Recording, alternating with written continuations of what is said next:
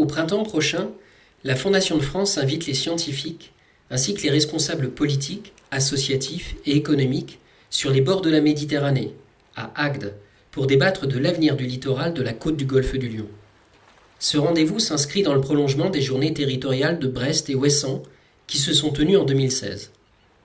Il s'agit, en prenant l'histoire pour fil rouge, d'encourager des partenariats inédits entre les gestionnaires locaux et les scientifiques, à commencer par celles et ceux qui mènent des projets de recherche pour la Fondation de France au sujet de la gestion et de l'adaptation du littoral.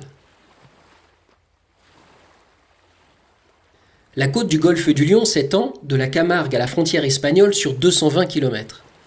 Ici, comme ailleurs, le littoral a longtemps été perçu comme inhospitalier, en raison des invasions, des maladies et des tempêtes.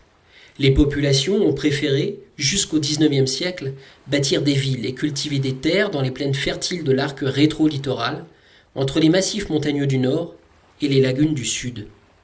Mais, sous le Second Empire puis la Troisième République, tout a changé. Les investisseurs, surtout privés, ont aménagé le littoral que le développement du rail a permis de desservir. Grâce à leur proximité avec les villes de Béziers et de Montpellier, des hameaux de pêcheurs situés sur le cordon dunaire, comme Valras-Plage ou Palavas-les-Flots, sont ainsi devenus des stations balnéaires où se pressaient les gens de la ville à la recherche des bienfaits de la mer. Dès les années 50, l'implantation de la seconde génération de stations balnéaires a été programmée dans le cadre de la mission Racine, de façon à concurrencer la Costa Brava, tout en littoralisant l'économie régionale du Languedoc. La Grande Motte et le Cap d'Agde, entre autres, sont alors sortis de terre. Rétrospectivement, ce chantier d'aménagement du territoire a également augmenté l'exposition des biens et des personnes aux risques naturels en localisant des enjeux urbains à moins de 500 mètres du littoral.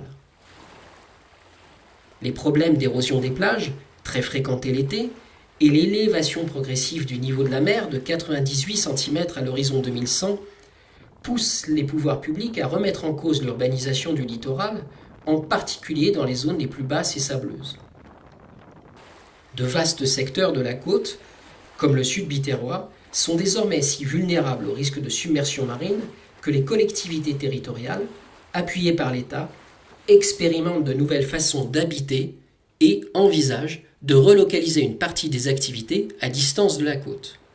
Des équipes de recherche développent, en parallèle, des propositions urbaines innovantes en s'inspirant de grands projets américains ou encore néerlandais. Dans le cadre du programme qu'est Littoraux pour demain, la Fondation de France, en partenariat avec la ville d'Agde et l'Université Montpellier 3, propose de revenir, au moment où se concrétise le plan Littoral 21, sur les principaux enjeux d'un littoral à l'avenir incertain.